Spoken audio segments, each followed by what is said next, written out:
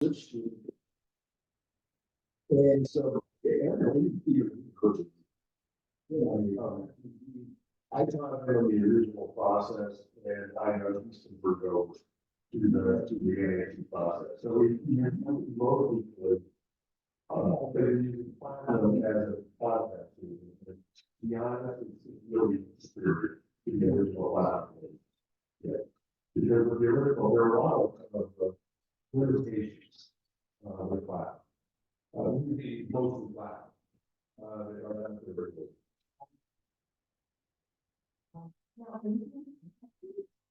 With cloud, these are not, these are all visual cloud. I think visual natives use the cloud. I have no longer reference from here. Everything done on the computer, visual natives, mostly, and then draw out free. Well,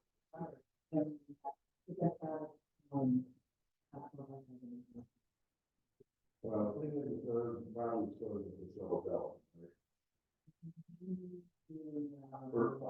Yeah. Well, I'm Canadian, require a higher context.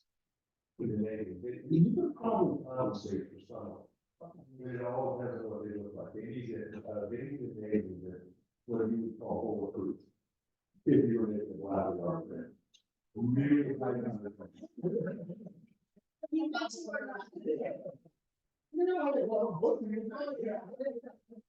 And you can compensate with by adding more of the context. But it does reduce credit quality stuff if you're working for the weekend. So you're working in maybe video edits and I think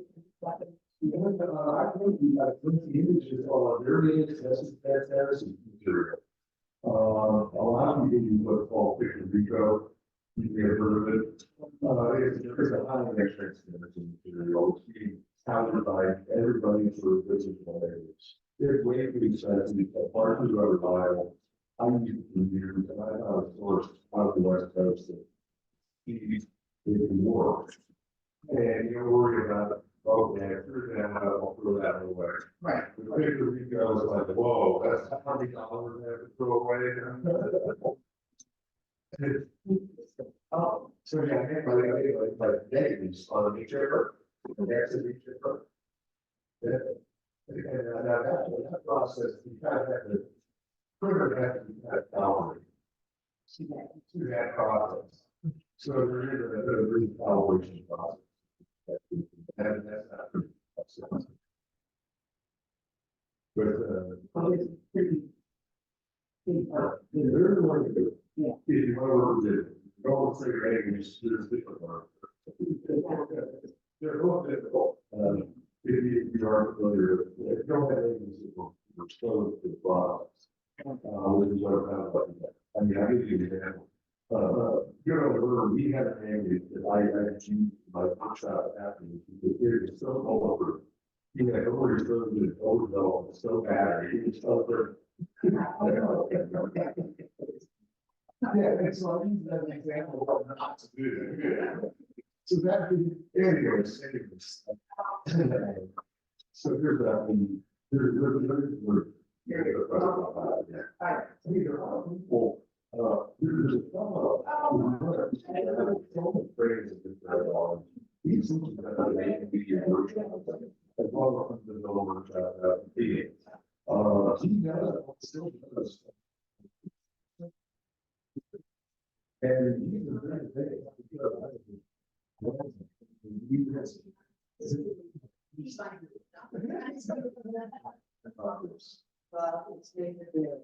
Oh my God! It's been a long, long time. I can see what you're doing. This is what I'm doing. I'm really impressed. I think the all photos are here now. Yeah, the Opera Place, not Opera. I should see what the gallery is at the Jewish Community Center. Wow. Photo exhibition. Yeah, we saw the exhibition. And I brought in major photographers from Syria and Bob was there. So Oh, wow. Oh, wow. You know, that long ago was John Mayer. Yeah. He used to be his secretary. Actually, the secretary. Remember that name? Oh, Vaguely, yeah, I know. But anyways, yeah, it's not, I mean, Tillman is, he does, usually once a year is workshop, right? He's gonna walk up there.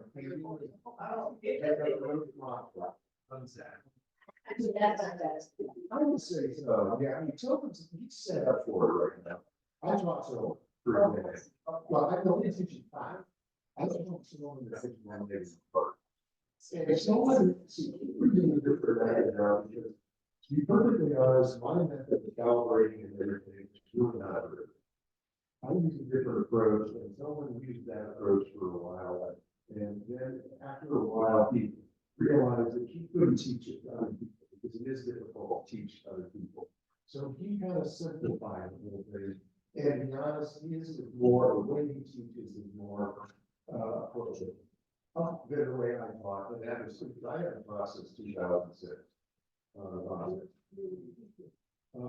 actually, I taught at CIA, started in the US.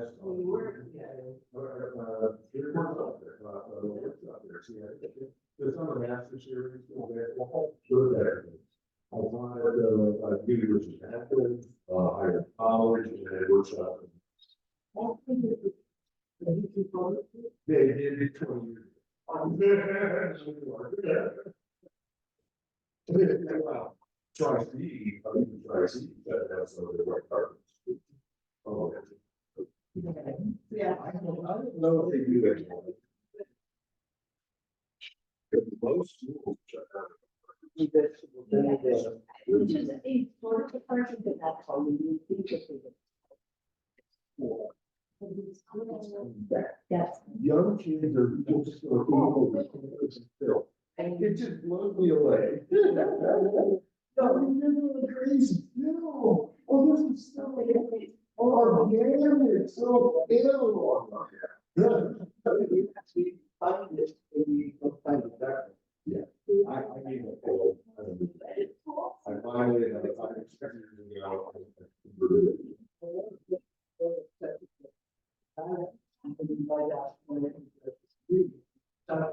Yeah, well, you know me, I mean, I was shooting with cameras, so I was going in. No, there's no show that shows that. Right. Oh, I'll go ahead and see that. It's quite incredible. Okay, it doesn't do a lot of pictures of trees. I know the pictures of Scott, he's dealing with pictures or stars and things. Okay. But she's in a tree, it's just like, I'm sorry. You care for her.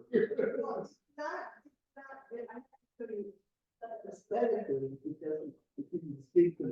Yeah. Like, what she did and how she did it. Yeah, okay. Yeah. Where did we get? You know, whether that you can make up.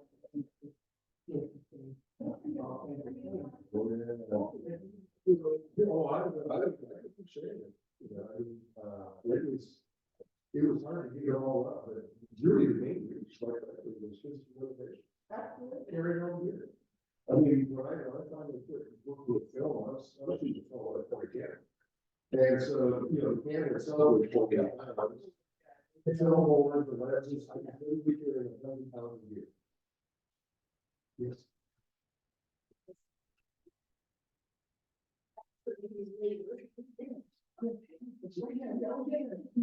It's good. Yeah.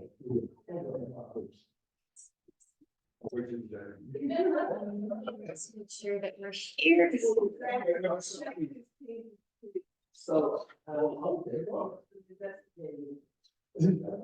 Well, I mean, and all that could be here.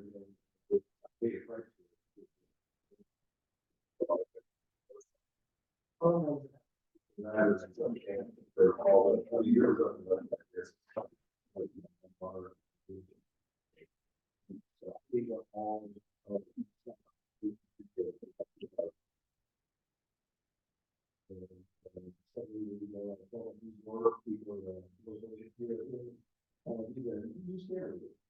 Igor resident. Oh, resident. Yeah, Igor resident. And I called Igor, and I said, Igor, I'm not getting all my papers. He came over, I opened the closet. Everything says, "Gotta get back to the So, The second store. all the way there. Um, And I thought it was I don't think we are right now. I'm pretty sure I heard Julio's computer and then I heard the feedback. close to that. I can figure it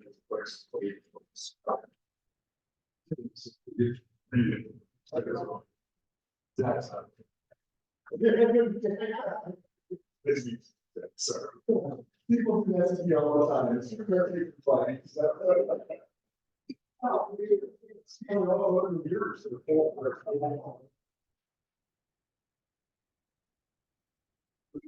I'll show you.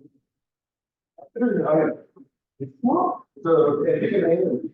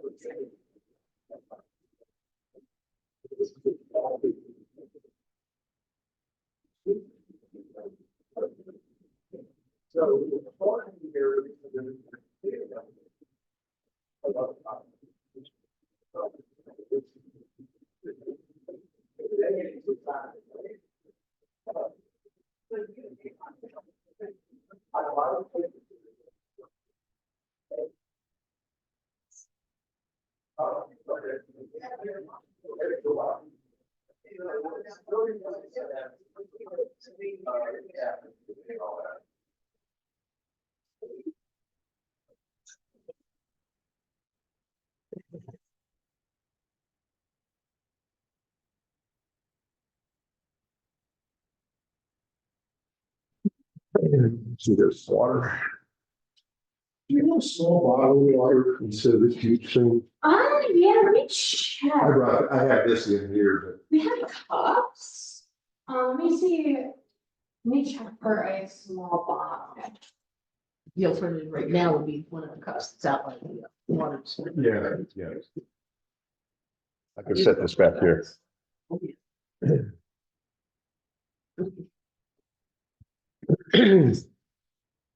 So you can pick out these prints, these are all three. I mean, not the one, not the stuff in the book.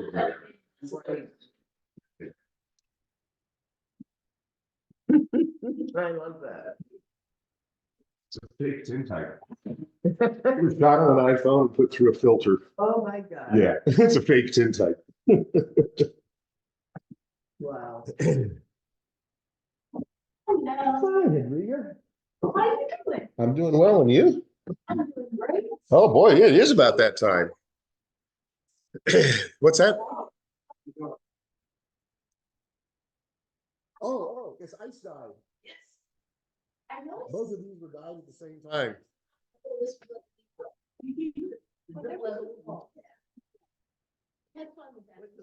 15 stand for? 15 years. This is their 15th anniversary this year.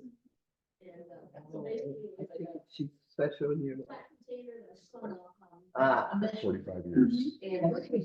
Years and then the last all time.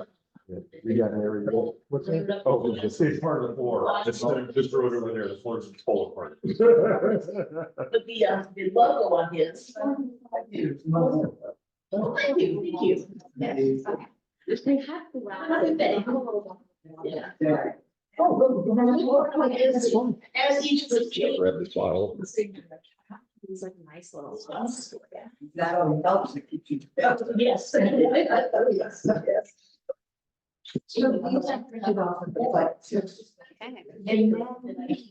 Is it? We are going to be starting right. And it's 12:15. Okay. Are you sure? I'm ready. Nicole. Yes. And actually, if everyone could take a seat, we're going to get started right now. Okay. Welcome to the Morgan Conservatory for our artist talk today with Bob Herbst. This is part of our Artist-in-Residence Lunchtime lecture series called Paper Talks. And our residency program is made possible with generous funding from the Wingate Foundation. All right, and Bob Herbst is a photographer, printmaker, and teacher, and has been printing in photographic alternative processes since 1970. He has achieved international recognition as a master printer, and his prints can be found in the permanent collections of the Cleveland Museum of Art, the Progressive Insurance Corporation, Washington National Cathedral, the Federal Reserve Bank of Cleveland, and the Orkney Museum in Kirkwall, as well as many private collections. He is a past president and board member of the Friends of Photography affiliate group of the Cleveland Museum of Art. Bob engages in storytelling with his images and typically explores a subject over several years with multiple visits. Printing the project can take another couple of years. For the last 5 years, he has been printing exclusively in photogravure from polymer plates. Digital tools are an integral part of his creative process, but the end product is always a handmade print. It has been really exciting to see Bob working in our studios over the last few weeks. And it is a very ambitious project, as well as a beautiful project. So please join me in welcoming Bob Herbst. Thank you, Nicole. Yes, this is an ambitious project. I started working on this actually about 5 years ago in photographing the Cary furnaces. I'm mainly a photographer. I've been a photographer my whole life. I started making black and white prints in the darkroom when I was 14. And I built a darkroom every place I moved. And I then worked with platinum palladium for about 30 years. And as she mentioned, I've moved on to the photogravure process. But this project is really a combination of not just photography, but also printmaking, which is the photogravure part of this. It's done with an etching press, and you'll see some examples here in a little bit. And I'm adding letterpress to it. So it's a combination of 3 different disciplines here. And I had to learn how to make a book in the process and how to lay out a book. And I did a lot of prototyping in doing that. I'm going to read through this, even though this has been posted, because this is my artist statement, essentially, and most of the time I'm not going to read from the slides. Steel made this country and fed the Industrial Revolution of the 19th and the early 20th centuries. The Lake Erie ports of Cleveland and Conneaut, Ohio, played a major role in supplying the raw materials to all the steel plants in Pittsburgh and throughout the Midwest with iron ore from the Minnesota mines. It was all shipped down to Cleveland and Conneaut. This project was motivated primarily by my respect, admiration, and appreciation for the steelworkers, those people who work in these mills, who maintain these mills and the machinery. Working in a steel mills and a blast furnace, it's dirty, hard physical labor in extreme working conditions. Imagine temperatures in the 120s inside the mills in the summer times, oil in the air everywhere. It's a very dangerous environment, and it requires a very strong work ethic on the part of those people who work there. I think she's already gone through this. I've always worked in the form of projects. I started photographing these mills over east of Pittsburgh in 2020. Let me think about this, 2021. It was my post-pandemic project, finally getting out and being able to photograph again. I'd like to use what I learn. I learn about what I'm photographing. So it's not just to go photograph something to take a picture. I try to learn a little bit about the history of the process of what I'm photographing and tell a little story about each image. And when I post an image on Instagram, there's always a little story about what it is and maybe how it was used. Basically, the Cary blast furnace site is a rare opportunity because all of the steel making plants in east of Pittsburgh were basically demolished in the 80s. They're all gone, except for these two particular blast furnaces. And it's a very rare opportunity to be able to photograph such an environment because you're never allowed in an operational blast furnace. It's too dangerous. And so there's a good reason that they do not allow photographers to be there. Steel collapsed in this country. The steel business just disappeared with imports and so on. And so you're going to see some historical pictures like this one. This is a photograph of the north bank of the Monongahela River, east of Pittsburgh. The entire north bank was completely covered with blast furnaces. The south bank was completely covered with steel mills. These are some historical pictures from stereo view cards. Okay, from 1907. The left one is the blast furnaces along the Monongahela. The right one is just one of the furnaces close up operating from the 1907 period. I mean, the entire area, Steel City, Pittsburgh was Steel City. And that's all, I mean, there are 200,000 employees in the steel industry by the 80s or by the 70s, all of which lost their jobs when all these plants collapsed essentially and were torn down, demolished. These are pictures, the left one of the steel mills across the river. So the blast furnaces fed these steel mills with raw iron. And these steel mills were responsible for also forging all of the, all the steel and all of the battleships and US Navy for World War II, World War I, and even later. All of this is gone. Everything you see in this image at the left side, all of those mills are gone.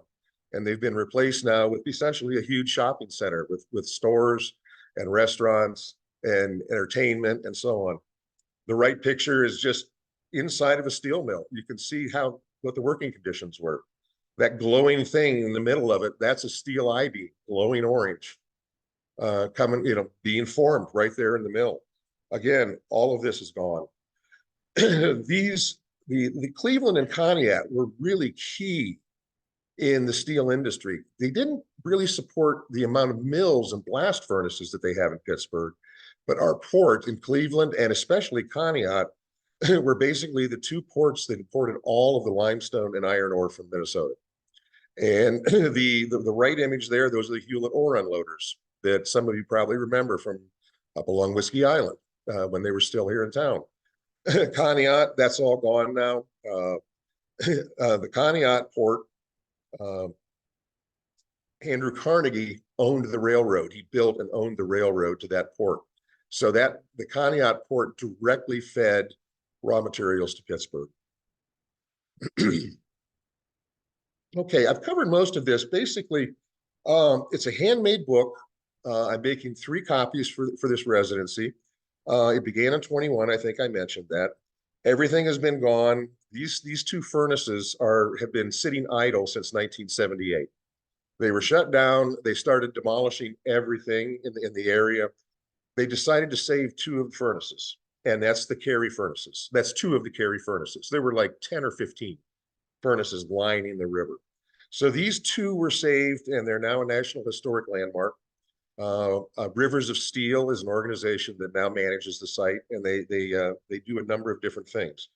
And the book is to contain 30 prints, a very ambitious project, as Nicole mentioned, all from polymer printing plates, and the accompanying text I'm printing out here in the studio on the Vandercook presses, setting lead type. And there's an example of the lead type I'm printing from over on one of the tables over here. You can take a look at afterwards. The first table here, there are proof prints, printing plates, which you're welcome to pick up and look at if you'd like to. So yes, it is a very ambitious project. I started doing all the printing in January and February, and I still have some more to do of the images. This is a picture of the site, give you an idea of the scope of scale. The furnace, those two kind of like conical shapes on either side, they're about 100 feet high. And I don't know how many acres this site covers, but it's many, many acres of land. And this entire site is made available to photographers 1 day a month from April until November. I decided to take advantage of it. It's only a 2-hour drive. I did 6 overnight trips in 2021 for this project and 2 in 2022. I shot thousands of images, which I then combed through and printed for the first 2 years the portfolio prints, which you'll see outside on boards. Those are the portfolio prints that I first printed. Then I decided, okay, I want to do something more with this, and I've been wanting to do a book project for a long time, and so that's where this came from. This whole project. Okay, what is a photogravure print? Some of you probably know what it is from historical reasons. Photogravures have been around for over 150 years.